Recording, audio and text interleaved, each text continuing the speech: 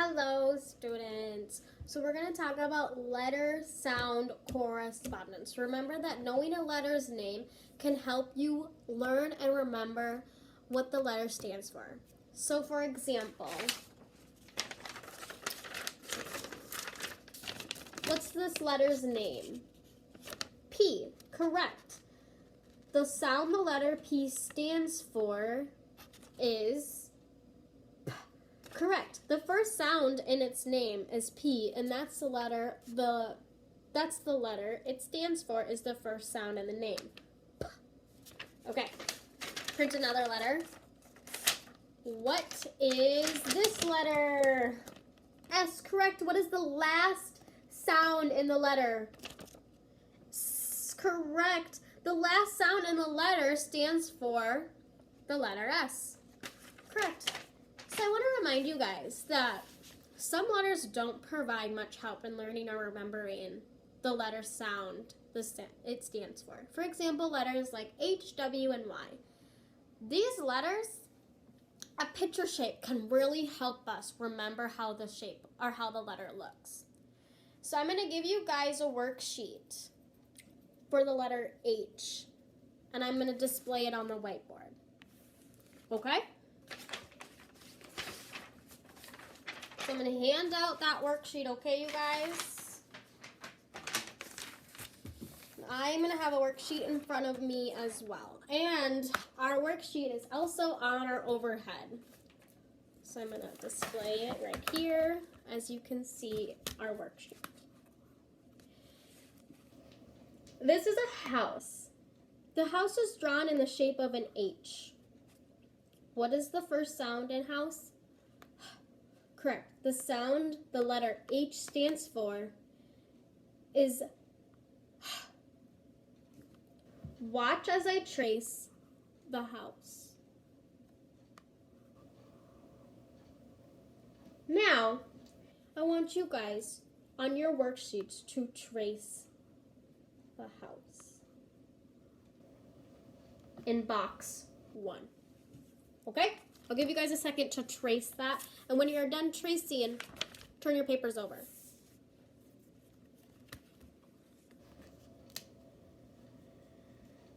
All right, are we done? Okay, so we traced this. Now, in box 2, so this is box 3, below this box is box 2. I want you guys to make a copy of this. Okay? So make a copy of the picture of the house in box 2. When you are finished, turn your worksheets over. All right, now that you guys are finished, here is a blank piece of paper I'm handing out. I want you guys on your paper from memory to draw the same picture of the house again without looking at the picture that you drew on your worksheet. When you are finished drawing, turn your picture over. Now that I see all of your pictures turned over, I'm going to ask again, what is the name of this picture? A house, correct. What is the first sound in house? Correct.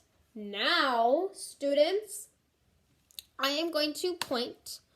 I'm going to get my worksheet out too. I'm going to point to the letter H and its relationship. The letter is H. It goes down, up, and over. The letter H stands for the first sound in house. Now, students, I want you to trace the letter H in box 3 on your worksheet. Thank you. I see that you guys have traced the letter H in your worksheet on box 3. This is box 1. This is box 3. Below this one is box 2. All right. In box 3, I want you to draw a house on top of the letter H. What picture are you going to draw? A house, correct. When you are finished drawing, I want you to turn your paper over. I will show you guys how I draw a house on the letter H.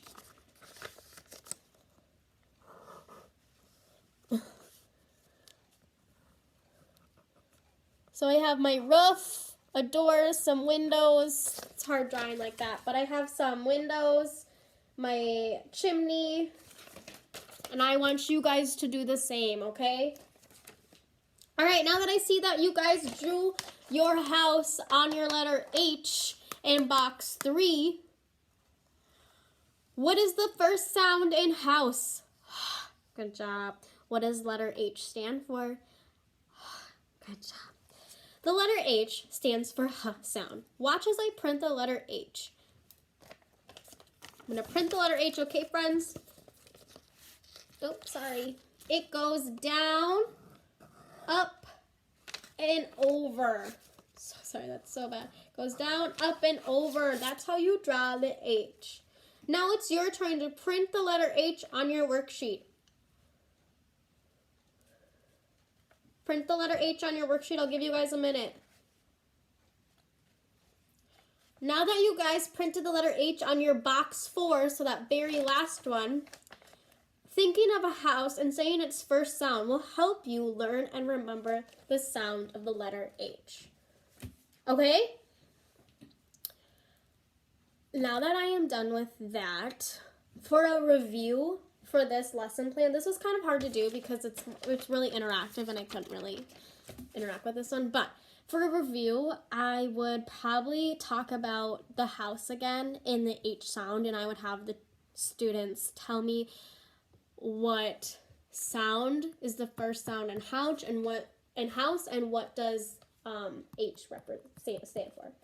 4, intensifying the intervention for this strategy, I would ensure that the letter sound is explicitly taught. I would make sure that I am pronouncing it accurately and correctly so that they can pronounce it accurately and correctly. I would demonstrate the placement in my mouth in pronouncing the correct sound for the letter H. I would provide a visual model, which is what I'm doing, so that they could remember the correct sound. And then lastly, I would ensure that the letter sounds that can be easily confused due to similar written features like B and D or E and I, F, and V are not introduced in this lesson because that's really hard to discriminate, and I would make sure, and H is pretty easy and it's not easily confused. So that's what I would do when I'm doing this lesson plan. Thank you for watching.